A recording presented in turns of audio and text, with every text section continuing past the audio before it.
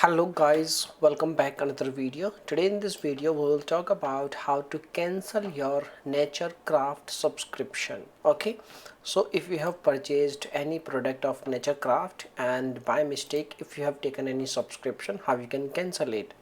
Cancellation is very easy.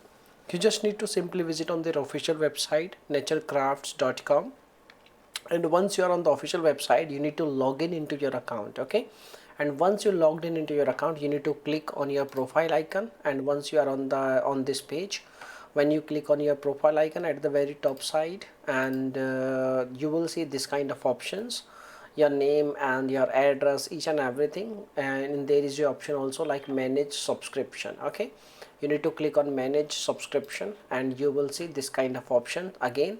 And if you have any subscription related to any product, you will see all the subscriptions on this page, and you can select the product and you can manage your subscription. You can cancel it very easily. Okay, so this is the information. Now if you have any questions you can make a comment.